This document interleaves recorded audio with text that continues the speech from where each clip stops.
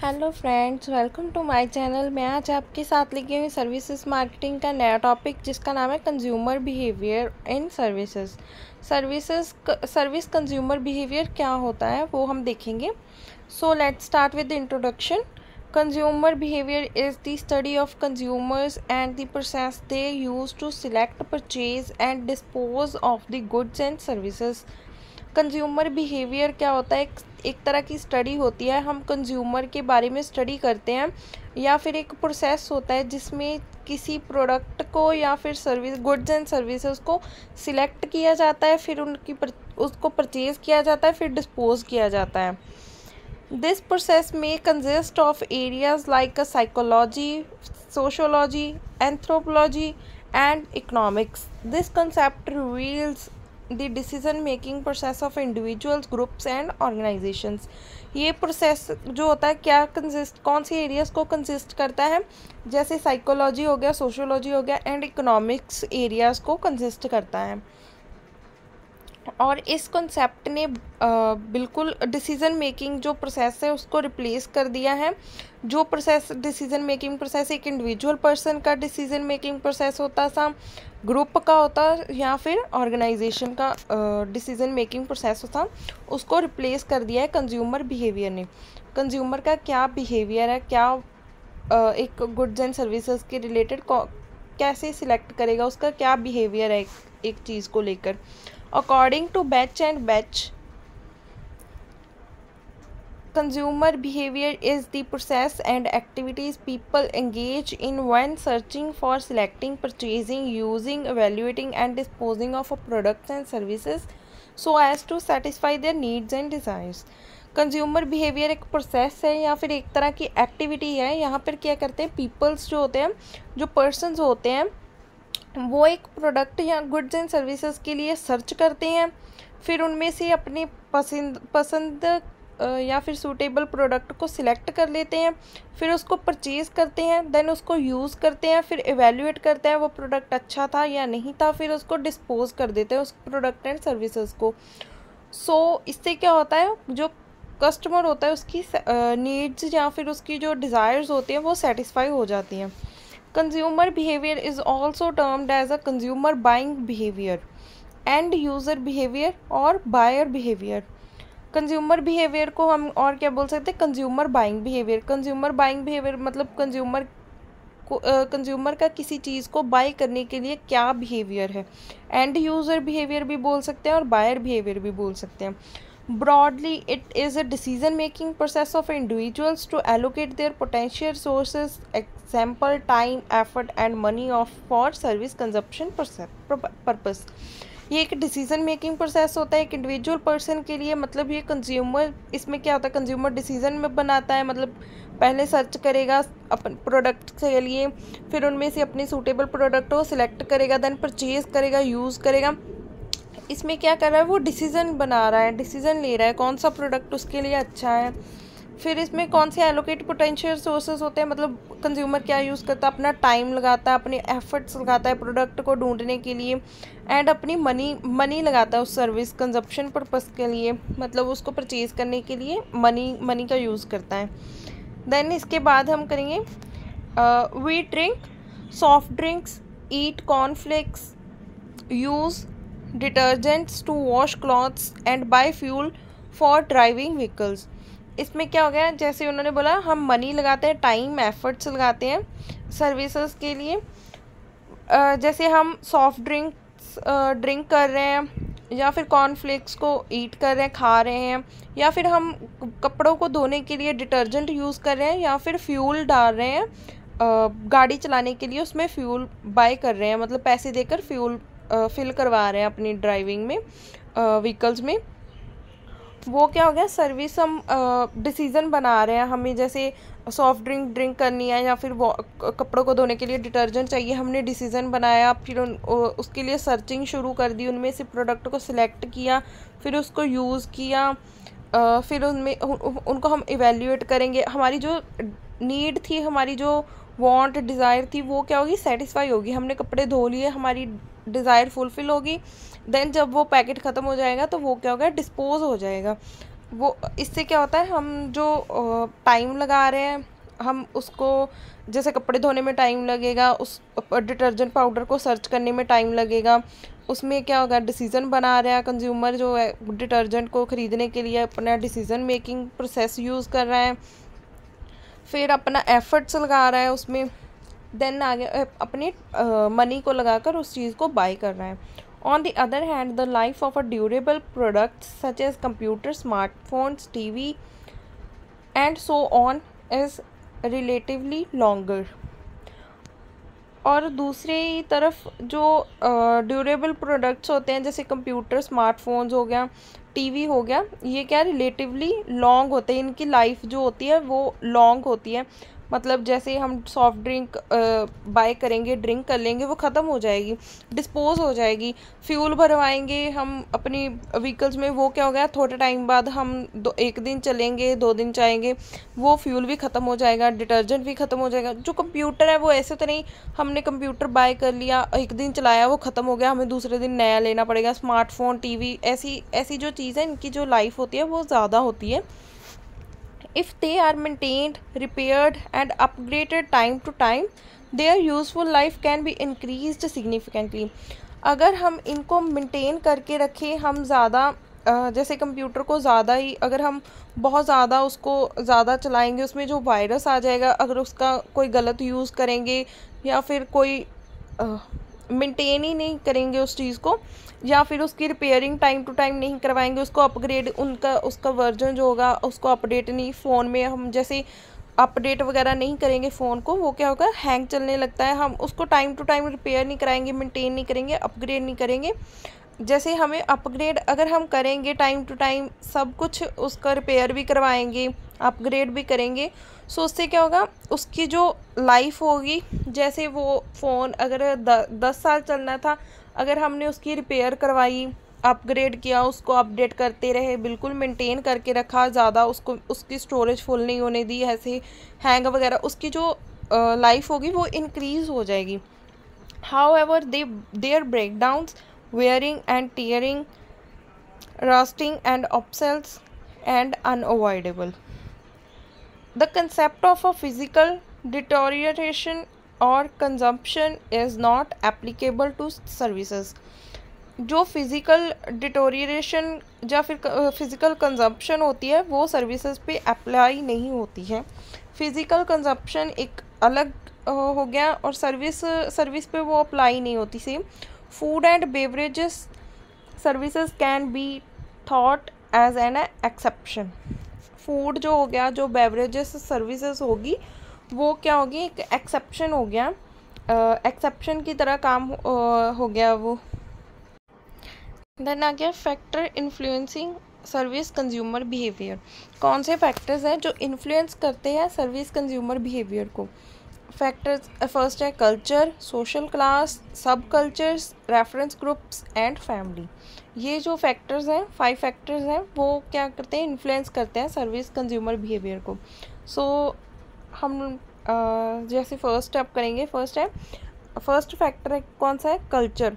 It is formed by different norms, values, roles and view points of a particular group of peoples. The values and attitudes of a people belonging to a certain place and their consumer behavior are greatly affected by the culture of that location. जो culture है उस different norms formed कैसे होगा, different norms होंगे, different values होंगी, उनके roles जो different होंगे, उनका सोचने का नज़रिया जो होगा पर्टिकुलर ग्रुप ऑफ पीपल्स का वो अलग होगा बिल्कुल. द वैल्यूज़ एक पर्सन पीपल्स की जो बहुत सारे पीपल्स होंगे जो एक सर्टेन प्लेस से बिलोंग करेंगे, उनका एटीट्यूड एंड वैल्यूज सेम होगा. And their consumer behaviour are greatly affected by the culture of that location. जो कंज्यूमर बिहेवियर होगा वो भी उस लोकेशन के कल्चर के अकॉर्डिंग उसको अफेक्ट करेगा कंज्यूमर बिहेवियर को. Thus it is very important for the marketing managers to have a good knowledge of a culture of those places where they are aiming to market their services. ये एक बहुत important marketing managers को के लिए बहुत important है कि वो मतलब अंडरस्टैंड करें, उनको नॉलेज होनी चाहिए, अच्छी नॉलेज होनी चाहिए कल्चर के बारे में कि जैसे वो एक प्लेस पे मार्केट करना चाहते हैं किसी सर्विसेज की मार्केटिंग, मतलब वो उनकी सोच है, एम है उनका, इस प्लेस पे वो इस लोकेशन पे सर्विस की मार्केटिंग करना चाहते हैं, तो उन्हें उस प्लेस के कल्चर के बारे में फुल नॉलेज होनी चाहिए, कौन सी चीज़ यहाँ पे ज़्यादा सर्विस प्रोवाइड करेंगे, कौन सी कम कंज्यूमर बिहेवियर को, मतलब कंज्यूमर कौन सी चीज़ को ज़्यादा कंज्यूम करेंगे, किस चीज़ को नहीं करेंगे. For example, American culture is quiet for the firm which are offering dating services, but this cannot be successful business in Indian culture. American culture जो होता है, जो उसका कल्चर है वो क्या है, क्वाइट लुक्रेटिव है, मतलब बहुत सारा ज़्यादा मुनाफा देता है. वो अमेरिका का जो कल्चर है फर्म्स के लिए अच्छा होता है, मतलब प्रॉफिट होता है वहाँ पे, ऑफ़र करता है डेटिंग सर्विसेज के लिए. बट ये जो है सक्सेसफुल बिजनेस इंडियन कल्चर के अकॉर्डिंग ये सक्सेसफुल नहीं है, क्योंकि इंडियन जो कल्चर है वो क्वाइट लुक्रेटिव नहीं है. सब कल्चर्स में आ गया, जैसे सब कल्चर में अगर this can be understood as the smaller portion having similar norms, behavior patterns or values in a certain society which distinguish them from the main culture. सब कल्चर में क्या अंडरस्टैंड करना, ये एक स्मॉल पोर्शन होता है, सिमिलर नॉर्म्स होते हैं, उनके बिहेवियर सेम होता है, पैटर्न्स, वैल्यूज़, सोसाइटी, एक सर्टेन सोसाइटी से बिलोंग करते हैं पर्सन्स, वो क्या होता है मेन कल्चर से डिफरेंट होता है. सब कल्चर्स जैसे रिलीजन्स वगैरह. Constitute of sub cultures are lifestyle, age, race, religions, geography. Sub cultures कैसे हो सकते हैं, जैसे लाइफस्टाइल उनका अलग अलग हो सकता है, एज अलग अलग हो सकती है.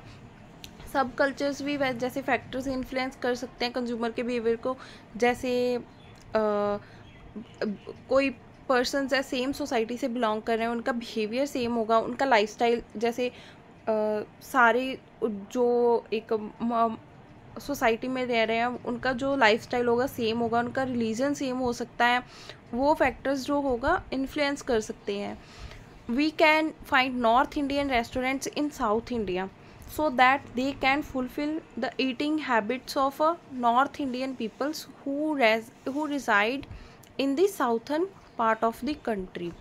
अगर हम इंडिया में ही इन इंडिया अगर हम फाइंड करें नॉर्थ इंडियन रेस्टोरेंट्स को, हम फाइंड करें साउथ इंडिया में, बिल्कुल ऑपोजिट साइड, अगर हम नॉर्थ इंडियन रेस्टोरेंट्स को साउथ इंडिया में अगर फाइंड करें तो उससे क्या होगा, they can fulfil the eating habits, वो हमारी ईटिंग हैबिट्स को फुलफ़िल कर सकते हैं नॉर्थ इंडियन पीपल्स की.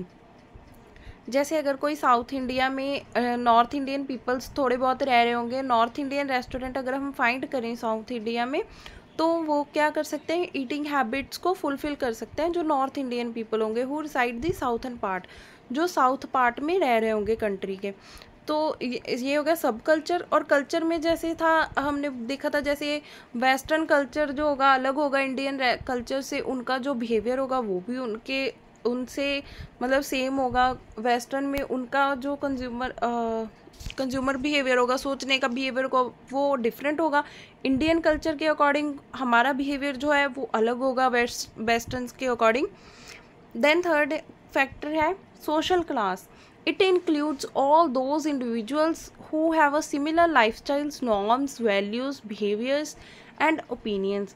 Social class में क्या हो गया, individuals बहुत सारे persons हैं जिनका सेम ही लाइफस्टाइल होगा, उनके नॉर्म्स भी सेम होंगे, उनका वैल्यूज़, उनका बिहेवियर, उनके ओपिनियंस जो होते हैं वो सब होंगे एक दूसरे से मैच होंगे. The market segmentation can be obtained on the basis of the similarities in belief, and this similarity has a great influence on a shopping pattern of the individuals. The market segmentation जो होती है वो क्या obtain करती है, basis similarities जो होती हैं, beliefs होते हैं, उनमें से जो सिमिलैरिटीज़ होती हैं ग्रेटर इन्फ्लुएंस करते हैं शॉपिंग पैटर्न्स की, इंडिविजुअल्स के शॉपिंग पैटर्न्स पे इन्फ्लुएंस करते हैं ज़्यादा. Therefore, different products and services are marketed on the basis of a social class of a customers. Different बहुत सारे अलग प्रोडक्ट्स एंड सर्विसेज जो होते हैं उन्हें मार्केटेड किया जाता है सोशल क्लास के बेसिस पे. कस्टमर्स की सोशल क्लास क्या है उसके बेस पे गुड्स एंड सर्विसेज को मार्केटेड किया जाता है. For example the 5-star hotels such as a Sheraton, the Hyatt and Taj group target on the customers belonging to a high income group and elite class. The 5-star hotels जैसे बने हुए हैं या फिर ताज ग्रुप टारगेट, ये किन customers को target करते हैं जो हायर ग्रुप इनकम वाले पर्सनस होते हैं जिनकी इनकम बहुत ज़्यादा हाई होती है. जैसे लो इनकम वाले हैं वो तो 5-star होटल में डिनर वगैरह करना या फिर खाना खाने के लिए वो उसको अफोर्ड नहीं कर पाते. तो उनका वो जो महंगे रेस्टोरेंट्स होते हैं, 5-star होटल हो गया जैसे एग्जांपल में हमने देखा, वो किन कस्टमर्स को टारगेट करते हैं, किन को बिलोंग करते हैं, हाई इनकम वाले पर्सनस को. फिर आ गया reference group. The actions, opinions and judgments of the individual depends on the prospection of his और हर रेफरेंस ग्रुप. एक्शंस क्या है, ओपिनियंस क्या है और एक इंडिविजुअल की क्या जजमेंट है वो किस पे डिपेंड करती है, उसके रेफरेंस ग्रुप पे, हिज और her reference group.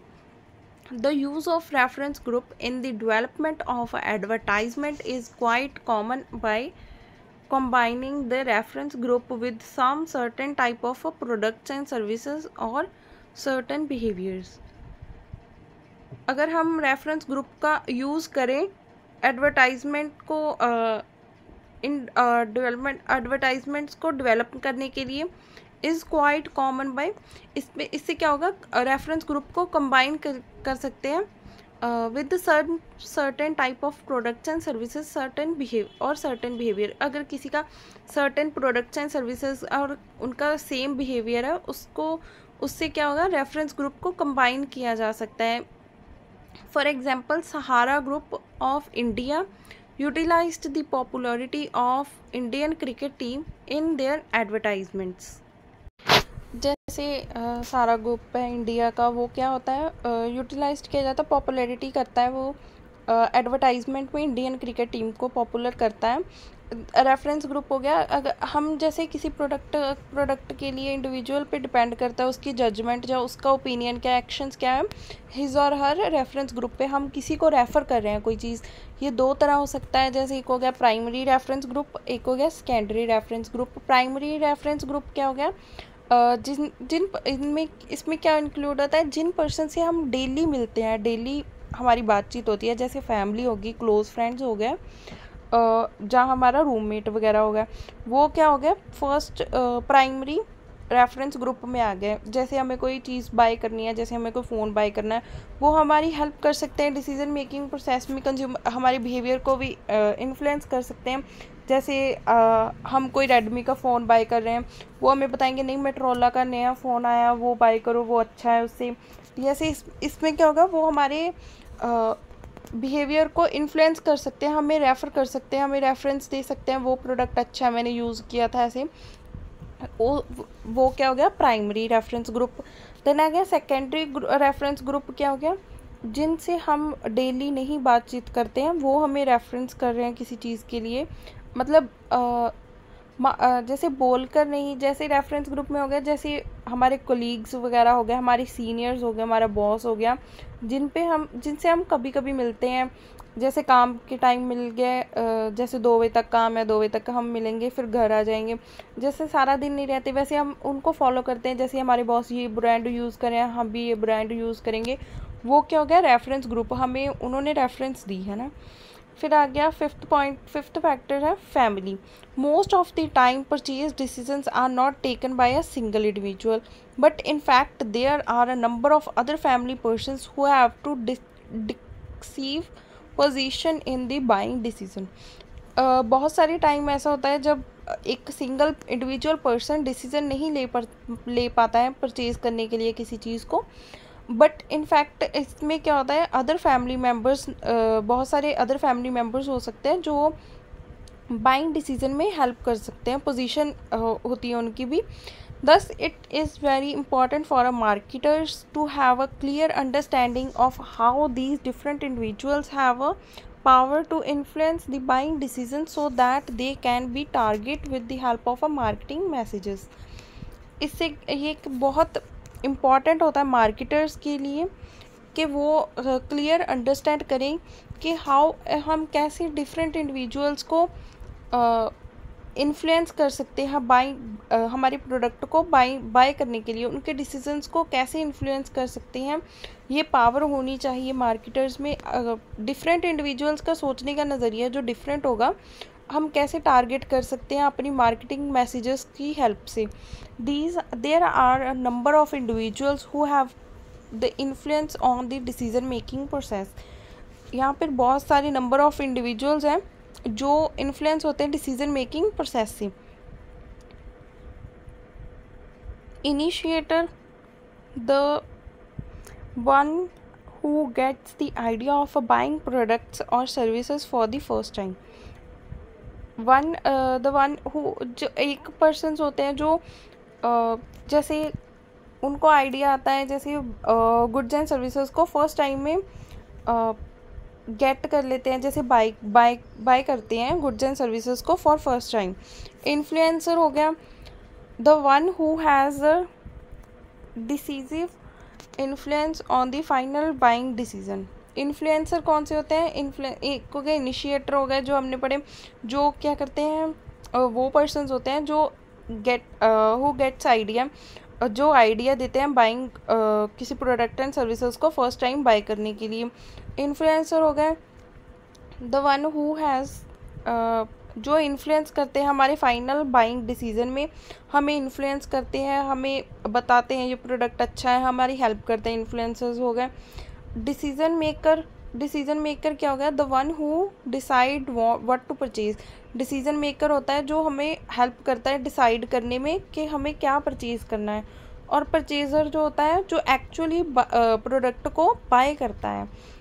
And consumer और यूज़र होता है जो एक्चुअली उस प्रोडक्ट को कंज्यूम करता है. कंज्यूमर होता है एक्चुअली कंज्यूमर होता है जो यूज़ करता है उसको, प्रोडक्ट एंड सर्विसेज को, और डिस्पोज करता है. सो ये थे फैक्टर्स जो इन्फ्लुएंस करते हैं कंज्यूमर बिहेवियर को. इसके साथ ही हमारा ये टॉपिक कंप्लीट होता है. So thank you for watching. Bye bye.